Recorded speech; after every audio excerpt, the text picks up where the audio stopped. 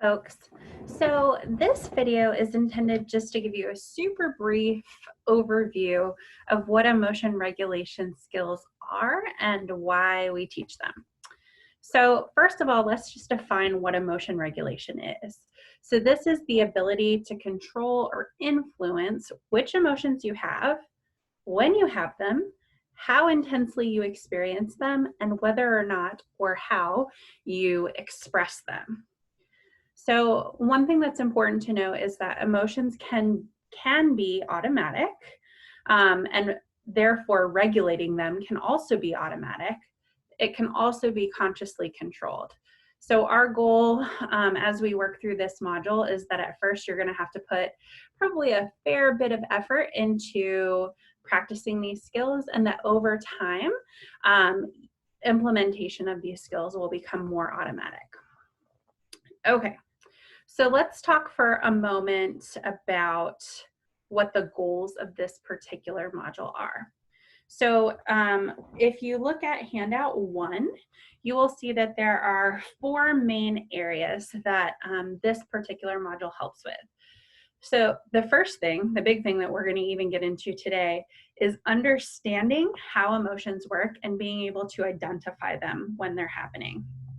Just the act of naming your emotions can have a regulating effect, because it's pretty hard to know what to do or how to respond when you just feel so overwhelmed by emotions that you don't actually know what you're feeling. The next big goal is to actually decrease the frequency and intensity with which you experience unwanted emotions.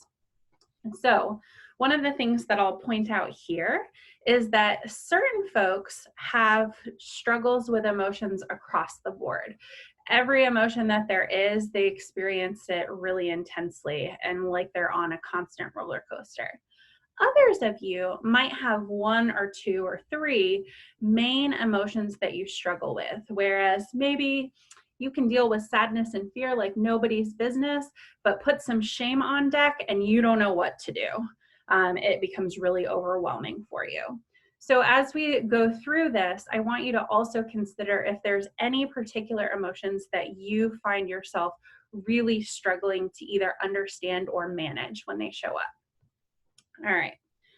So we also want you to be able to change painful emotions when they start without suppressing them, because we know that suppression doesn't work, and actually tends to make them worse. All right. Next up is decreasing your emotional vulnerability. So all of us have factors that makes us more likely to experience emotions strongly and quickly. For example, if I've had a terrible night of sleep, didn't eat breakfast, and sat in a traffic jam all morning, chances are I'm going to be pretty irritable for the first couple hours of my day, right?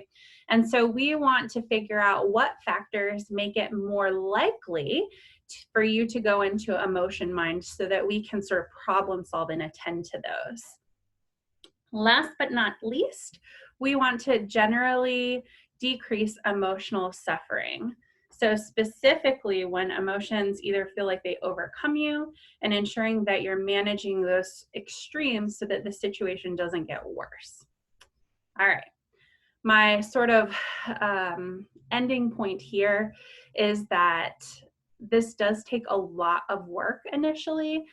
All of these skills, at least many of these skills, you'll be at least a little bit familiar with, but implementing them on the regular is difficult.